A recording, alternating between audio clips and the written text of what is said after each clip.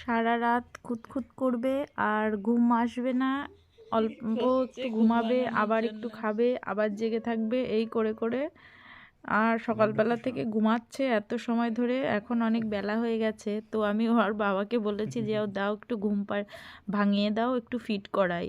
তো দেখুন ঘুম ভাঙানোর কত পদ্ধতি আর প্রসেস চলছে এখানে আর কি। এটা এই প্রায় দিনই এরকম হতে থাকে। আর এইটা আমি কদিন আগে একটু ভিডিওটা শ্যুট করে রেখেছিলাম, সেটা আজকে আর কি শেয়ার করলাম। তখন আমার পুচকু সোনা আরেকটু ছোট ছিল, ভিডিও ক্লিপসটা তুলে রেখেছিলাম কিন্তু দেওয়াই হয় না। তো আজকে ভাবলাম সবার সঙ্গে শেয়ার করি। প্রায় দিনই এরকম চলতে থাকে, যখন ওর ঘুম ভাঙে না আর ও ফিট করতে অনেকটা দেরি করে ফেলে 2-3 ঘন্টা, তখন আমি কিন্তু ওর বাবার কাছে দিয়ে দিই। আর ওর বাবা ওকে এইভাবে আদর দিয়ে চটকে চটকে তারপরে ঘুম ভাঙায়, আর তখন আমি আবার ওকে ফিট করাই। কারণ বাচ্চাদের তো 3 থেকে 4 ঘন্টা যদি লেট হয়ে যায় ফিট করানো, তাহলে তো খুবই ক্ষতি, তাই না?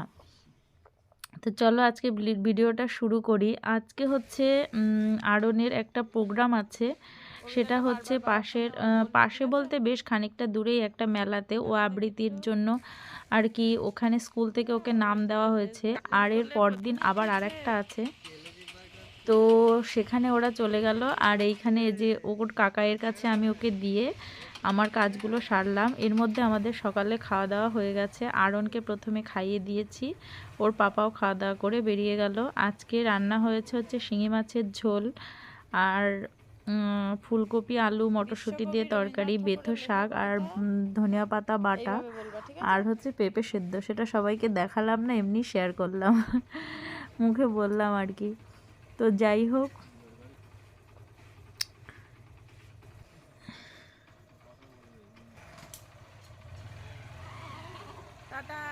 ওরা চলে গেল,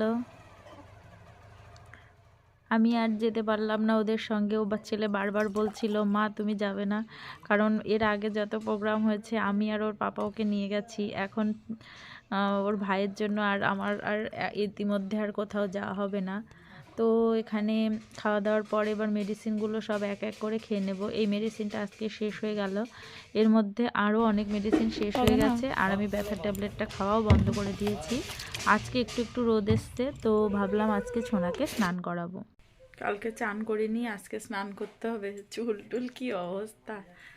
ওরা সব চলে গেল, এবার ঘরটা সব গোছাবো। কাকাই আর কাকিমণির কাছে দিয়ে দিয়েছি পুচকুসোনাকে।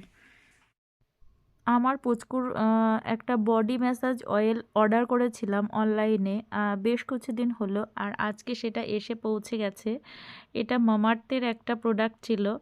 আমি অনেক ভাবনা চিন্তা করে তারপরে এই প্রোডাক্টটা ইউজ করার জন্য আর কি অর্ডার করেছিলাম। প্রথমে 100 ml অর্ডার করেছি, আর এরপরে যদি সোনার গায়ে এটা শ্যুট করে তাহলে বড় প্রোডাক্ট, বড় দেখে একটা মানে 200 ml এর বোতলটা কিনবো। কারণ বেবিদের কোনটা ইউজ করলে ঠিক হবে না হবে সেটা তো প্রথমে বোঝা যায় না। প্রথমে ওর পায়ে ওটা লাগিয়ে দেখবো যে কেমন কি হয়, তারপরে কিন্তু বড় প্রোডাক্টটা কিনবো। তো আমি ইউজ করার পর এটা বলতে পারবো যে এটা কতটা ভালো কি কেমন। আর এটার প্রাইসও কিন্তু একদম যে কম তাও নয়। আমার এটা আর কি 303 টাকা পড়েছে। আর আমি শুনেছি যে এই প্রোডাক্টটা নাকি খুবই ভালো বেবিদের জন্য। তো দেখা যাক কি হয়। অবশ্যই আমার বেবিকে ইউজ করানোর পরে আমি সবাইকে এটা জানাবো। এর মধ্যে আমার সোনা স্নান করিয়েছে আজকে, সেগুলো ভিডিও শ্যুট করা হয়নি। আগের রবিবারেও স্নান করেছিল, আর এই 1 সপ্তাহ পরে আবার ওকে স্নান করালাম। তো মা ওইদিকে সমস্ত পোশাক আশাক যত সোনার ন্যাকড়া চোকড়া ছিল সব কাচছিল, আর সেই সঙ্গে বড়টারও। তো দেখো এইখানে আমি কিন্তু ভাবছিলাম যে সোনার প্রোডাক্টটা কখন আসবে কখন আসবে, তো অলরেডি এসেই গেছে এটা।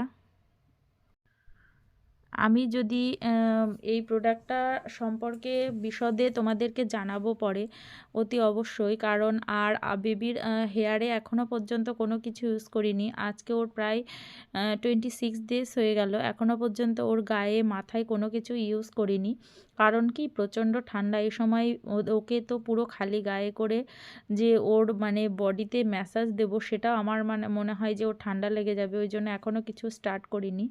আমার বড় ছেলের বেলায় তো সর্ষের তেল মাখাতাম, প্রথমে জনসন্সের প্রোডাক্ট মাখিয়েছিলাম। তো এখন ভাবছি এই ছোটোটাকে মামাআর্থের প্রোডাক্ট দিয়েই কিন্তু শুরু করব। তো দেখো কালকে মানে অনেক লোক সোনাকে দেখতে এসেছিল। প্রথমে আমার মেজো মামি এসেছিল, তারপরে আমার স্কুলের আর কি রাঁধুনি বৌদি, উনি আমাকে ভীষণ ভালোবাসেন আর আমার শোনা হয়েছে তাই অনেক দিন ধরে আসবে আসবে করছে, তো ওনা দেখতে এসেছিল। আর হচ্ছে আমাদের এক বন্ধু তার ওয়াইফ তারাও এসেছিল। তো সবাই কি কি জামা নিয়ে এসছে সবার সঙ্গে শেয়ার করি, একটু দেখাই। এই সেটটা হাইনেকটা, আর এই গ্রিন কালারের হাইনেক টাইপের মানে সোয়েটার, এটা একটু বড় হয়েছে, এটা মামি নিয়ে এসছে। এটা কালারটা ভীষণ সুন্দর আর সোয়েটার টাইপের, এটা ভালো, কিন্তু সোনার একটু বড় হবে। আসলে মামি ভিডিওতে দেখেছিল যে সোনা অনেকটা বড় বড় লাগছে দেখে, তাই একটু বড় দেখেই কিনেছে। আসলে বাচ্চাদের ভিডিওতে যতটা বড় দেখা যায় ওরা কিন্তু ততটা বড় হয় না। আর এটা দেখো স্কুলের রাঁধুনি বউ দিয়ে নিয়ে এসছে এই জামাটা। আর এটা খুব সফট একটা জামা আর কালারটাও ভীষণ মিষ্টি, আর বাচ্চাদের মানে গায়ের জন্য এটা খুব মানে অ্যাপ্রোপ্রিয়েট। তো দারুণ সুন্দর একটা জামা।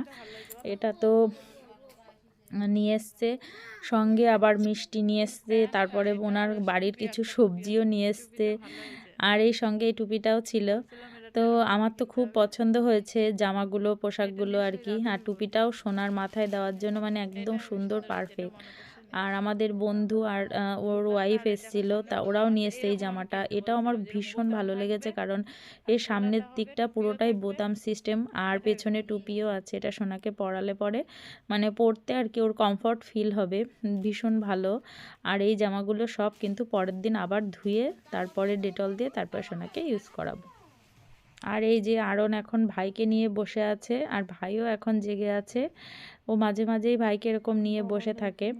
আর একটা জিনিস হয় এখানে যে আশাকর্মীরা কিন্তু মাঝে মাঝেই চেক আপে আসে।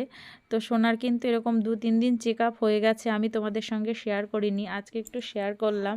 মানে ওর টেম্পারেচারটা মাপা হয়, তারপর আমার টেম্পারেচারটা মাপা হয়। আর এটা উনি সপ্তাহে আগে তো যখন সোনাকে নিয়ে বাড়িতে আসলাম তখন একদিন পর পরই আসছিলেন, আর এখন তো সপ্তাহে একদিন করে আসেন। তো প্রত্যেক দিনেরটা তো ভিডিও করা হয় না, তো আজকে ভাবলাম একটু শেয়ার করি আর কি। সোনা আর কি এটা বড় হয়ে দেখতে পারবে যে এটার মধ্যে ওকে শুইয়ে তারপরে ওর ওয়েটটা মাপা হতো। আমার বড় ছেলের বেলায় তো খালি গায়ে ওকে শোয়াতাম, আর এখানে তো পোশাক আশাক পরানো অতটা বোঝা যাচ্ছে না। তো যাই হোক, উনি কিন্তু সুন্দরভাবে ওর ওয়েটটা করেছেন। আর এটা বিছানার মধ্যে ওকে শুয়ে তারপর এটার মধ্যে তুলে তারপর এখানে কিন্তু ওয়েট করা হয়। তো উনি বললেন যে আমার সোনার গ্রোথ ঠিকঠাকই আছে আর ওর ওয়েটটাও কিন্তু একদম ঠিক আছে। তো মা কদিন আগে এসছিল, আর মা সোনার জন্য কতগুলো কাঁথা তৈরি করে দিয়ে গেছে। যদিও প্রচণ্ড শীতের জন্য কাঁথাগুলো আর কি ব্যবহার করা তেমনভাবে হচ্ছে না, কারণ ঠান্ডায় তো কাঁথা আর কি শুকাতে চায় না। আর আমার বেবির কিন্তু নাভি 5 দিনের মধ্যেই কিন্তু ওর কর্ডটা পড়ে গেছিলো, মানে আর ঠিকঠাকভাবে নাভিটাও শুকিয়ে গেছে।